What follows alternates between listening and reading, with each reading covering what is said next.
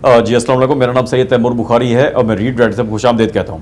जैसा कि आपको मालूम है कि आज CSS 2025 का रिजल्ट आया and today I have with me doctor Ali Raza. Ali is a graduate of SIMS services institute of medical sciences, Lahore में ही है, और Ali has been allocated in Pakistan audit and account service my service. अब अली के पास जाते हैं, उनसे पूछते हैं, पहला सवाल वही डॉक्टरों से कि MBBS करने के बाद सिविल सर्विस में क्यों आते हैं, और दूसरी बात कि उनका जर्नी कैसा रहा, कितनी अटेम्प्ट्स थी और उसके बाद उनका जो है ना उन्होंने कितनी अटेम्प्ट्स अभी तक क्वालिफाई की और कितनी अटेम्प्ट्स उनकी क्वालिफाई नहीं हुई।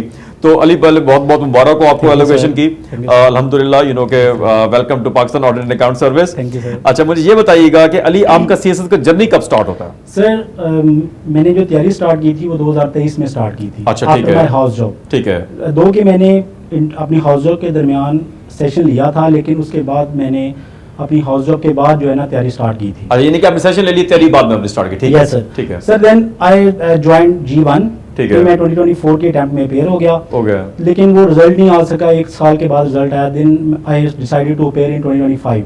हाँ, काफी लंबा 1.5 साल का रिजल्ट हो गया था। हाँ तो जी सर वो उसके बाद रिजल्ट आया 2024, मेरा क्लियर नहीं हुआ, उसके बाद 2025 क्लियर हुआ। I again join G1। अच्छा, ठीक है। सेकंड टाइम ना, ठीक है। तो सर ये जर्नी है। उसके बाद रिटर्न का रिजल्ट आया, फिर मैंने इंटरव्यू आपके पास किया, देन अलग। ओके, अच्छा मुझे ये बताइएगा आपके इस वक्त सब्जेक्ट्स क्या थे? मैं उस पर बात करना चाहता हूँ क्योंकि वो हिट और फ्लॉप की बात करना चाहता हूँ मैं, कि किस तरीके से आपको सब्जेक्ट जो थोड़ा सा पोजीशन आगे पीछे कर देते हैं, कुछ करते हैं। क्या सब्जेक्ट्स हैं आपके? सर मेरे पॉलिटिकल साइंस था, यूरोपियन हिस्ट्री थी, gender study, criminology and Punjabi. अच्छा, इस दफा जो आपके ये सब्जेक्ट्स, इनमें एक दो सब्जेक्ट्स का थोड़ा ट्रेंड जो है वो लो स्कोरिंग रहा, तो मुझे ये बताइए कि जब लो स्कोरिंग ट्रेंड होता है तो उसकी तैयारी कैसे की जाए, उस पर क्या करें? सर सबसे जो की चीज़ है ना, अगर कोई आप सब्जेक्ट तैयार कर रहे हैं तो उसके लिए सबसे ज़्यादा की चीज़ है कि आप उसको इंक्लूसिवली पढ़ें और एरियाज को कवर करें, ठीक है, ताकि आप अगर एग्जामिनर उसको हिट भी करता है ना तो इवन देन आप अच्छे मार्क्स लेने में कामयाब हो जाएं। जिस तरह इस बार यूरोपियन हिस्ट्री में हुआ है, यूरोपियन हिस्ट्री का ट्रेंड इस बार कम था, लेकिन I manage to score maybe score good, but क्योंकि मैंने MCQs में मेरे 90 MCQs ठीक थे, अच्छा। इसलिए मैं एक्सपेक्ट कर रहा हूँ कि 60+ ही मार्क्स होंगे, जो कि बहुत अच्छे हैं इस साल। ऐसे ही है, बिल्कुल ऐसे ही। हालांकि वो पेपर काफी आसान था, लेकिन ट्रेंड जो था वो थोड़ा सा लो चला गया।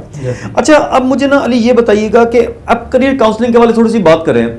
आप डॉक्टर बने, सिम्स इज प्रेस्टिजियस इंस्टीट्यूशन, यानी कि टॉप का इंस्टीट्यूशन है पंजाब के अंदर, अब वहां से आपने MBBS किया, सिविल सर्विस में क्यों आ गए? वो लोग कहते हैं कि आपने एक डॉक्टर की सीट जाया कर दी और अभी आप सिविल सर्विस की सीट जाया कर रहे हैं, क्यों, why?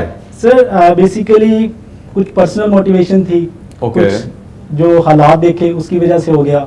Behind the back of the mind मेरे था कि मैं सिविल सर्विस में करूंगा कभी जी, ठीक है, अपने after my completing my education, ठीक है। लेकिन जब मैंने MBBS किया, मैंने एक दो जगह पे अप्लाई किया जॉब के लिए, तो वो बहुत बुरे हालात थे, इसलिए देन आई डिसाइडेड कि यार मुझे सिविल सर्विस ही बनना है, में ही जाना है और सिविल सर्विस ही ज्वाइन करनी है। देन मैं आपके पास आया, आपने मुझे गाइड किया, फिर मैंने G1 ज्वाइन किया, देन उसके बाद अच्छा मुझे बताइए कि पढ़ाई तो हम कर लेते हैं, रिटन प्रैक्टिस कितनी जरूरी है? और G1 जो है, अब जैसे आपके साथ वाले भी थे, उन्होंने 3-3 4-4 G1 लिए, आपने भी 2 G1 लिए, उसमें डिफरेंस क्या आता है आप जब कर लेते हैं तो?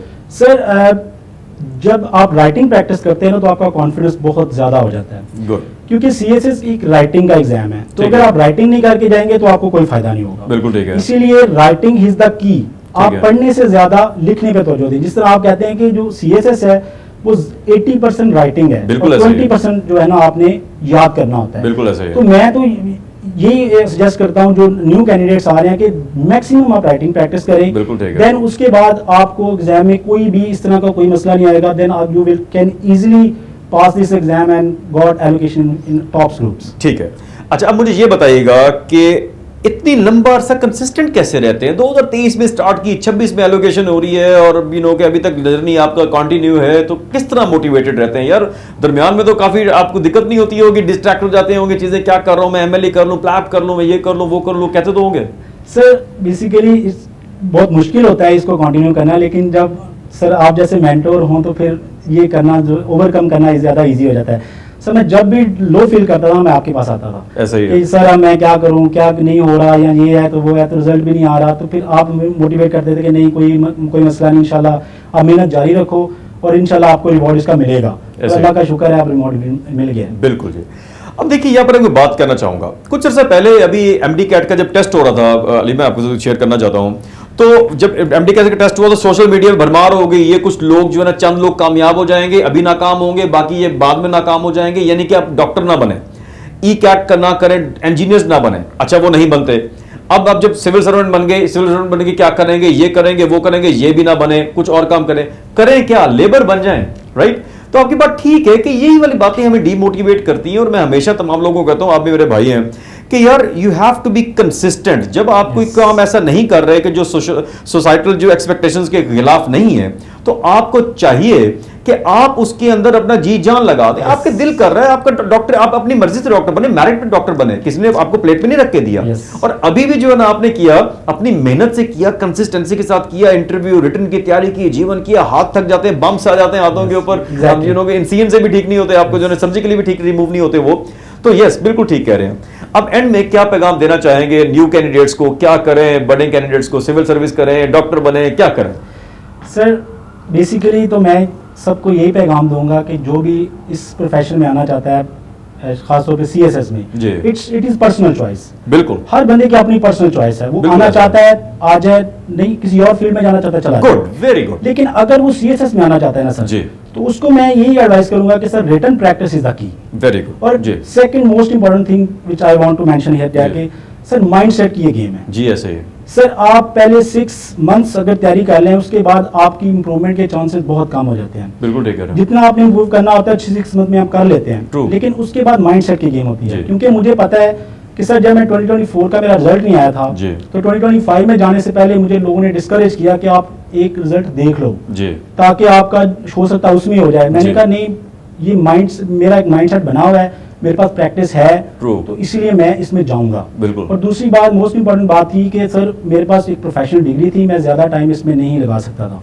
तो इसलिए मैंने फिर एक पॉजिटिव माइंडसेट के साथ, एक अच्छे मेंटोर की गाइडेंस में सर रिटन प्रैक्टिस के साथ मैं चला गया, और अल्लाह का शुक्र है कि मैं कामयाब हो गया। यानी कि माइंडसेट मैटर करता है। तो यही पैगाम को अली रजा का, डॉक्टर साहब का जो पैगाम है वो ये है कि जो मर्जी कीजिए, डॉक्टर बनना है, इंजीनियर बनना है, अपनी पर्सनल चॉइसेस को देखिए, लेकिन जब उसमें आ जाएं तो एक माइंडसेट के साथ है, कंसिस्टेंसी के साथ है, और दिलो जान, put your heart and soul in that. जो भी आप करना चाहते हैं, CSS is only one career ना, आपने दूसरा करियर चूज कर रहे हैं। पहले भी अपनी मर्जी से गए, दूसरा भी अपनी मर्जी से किया, तो अपनी मर्जी से जो सोसाइटल एक्सपेक्टेशंस के मुताबिक है वो काम कीजिए और दिल लगा के कीजिए। इसके साथ ही बने रहिए रीड राइट के साथ, हम आते रहेंगे मजीद सक्सेस स्टोरी के साथ। थैंक यू, अल्लाह हाफिज़, अस्सलाम वालेकुम।